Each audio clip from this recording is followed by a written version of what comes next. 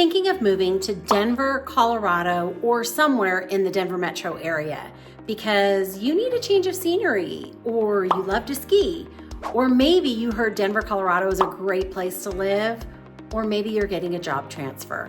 Well, no matter what the reason is that's bringing you here or having you explore the Denver metro area, let me tell you, it's not all ski slopes and bluebird skies. Nope, there are some things that you need to know prior to moving here, and I'm gonna share 5 of them with you. So don't make the move to the Denver, Colorado area unless you can handle these 5 things. Now, who am I to tell you these things? Well, my name is Kathy Hansen, and I sell homes right here in the Denver, Colorado area. And I moved my family from out of state here 18 years ago. Now, I do love making these videos for you, but what I love more is helping you with your real estate needs or being a resource to you for any questions you might have about what it's like to live, work, and play right here in the metro area. So here's all of my contact information. Please don't hesitate to reach out with any questions or if I can help you make the move to the Denver, Colorado area. Now let's get into it. The 5 things that you need to know prior to moving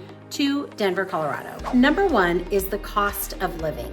Now I know it's gone up everywhere, but there are some things specific to the Denver metro area that you need to be aware of. And the first thing is our housing prices. Our average sales price in March 2024 was $692,000 for a home. Now that takes into consideration the 5 Denver metro area counties. It also is all home types: condos, townhomes, single family homes, luxury homes. That was the average sales price, $692,000. Where I think the national average sales price of a home, the last I checked, it was about $415,000.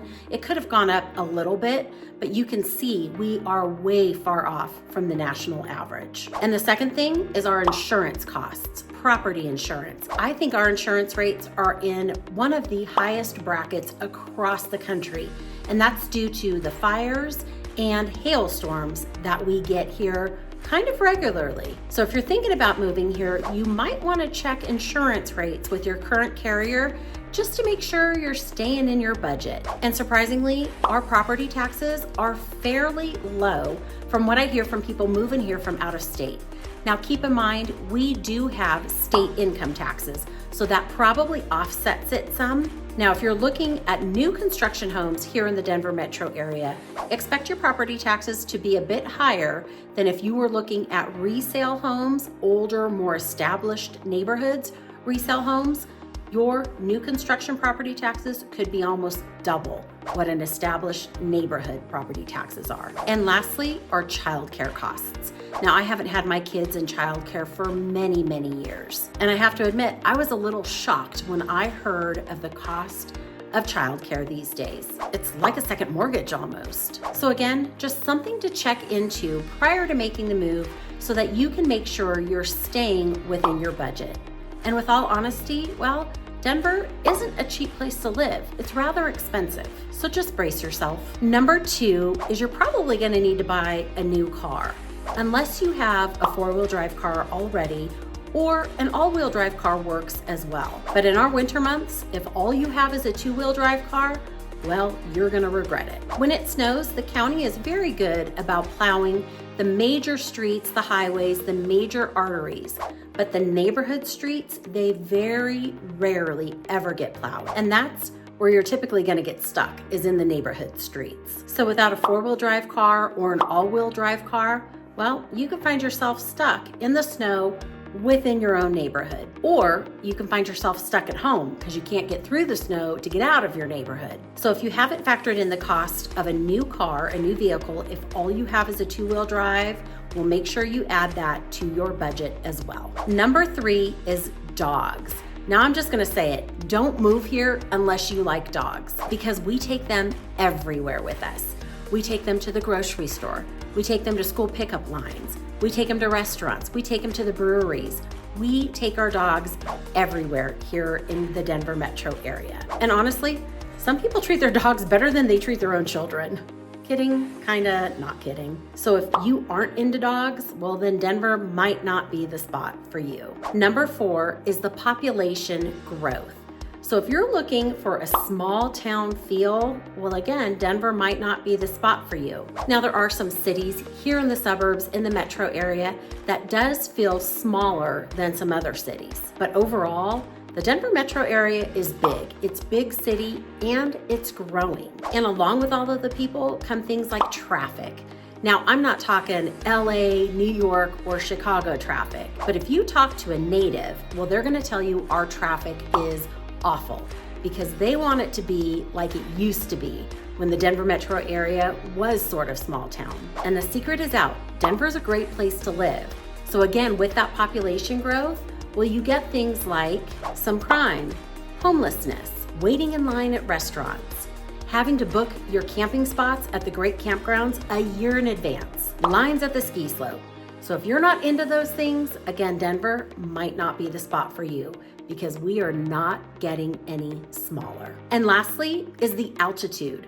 Well, Denver has been named the Mile High City, and that's because we sit at 5,280 feet in altitude. And if you're not aware, 5,280 feet, well, that's a mile long. And that's where Denver, the Mile High City, gets its nickname from. And because we're a mile high, a mile above sea level, well, it comes with a price. Altitude sickness is a very real thing. Now, your body does get acclimated to it, but until it does, you could get altitude sickness, which you could feel lethargic, you could get really bad headache, you might feel dizzy, you might not feel like eating, and you could feel sick to your stomach or feel like you want to throw up. It's just not fun. And the best thing to combat altitude sickness is drink water.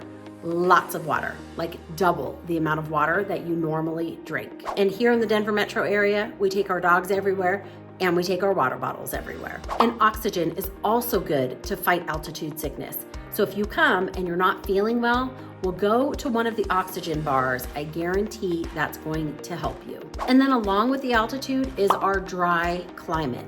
So chapstick is going to be your new best friend when you get here because your lips are gonna dry out, your fingers, your feet, your heels, your elbows, everything gets dry here. And at times, your hands and your feet are gonna feel like sandpaper. So you will probably use more lotion than you ever thought you would.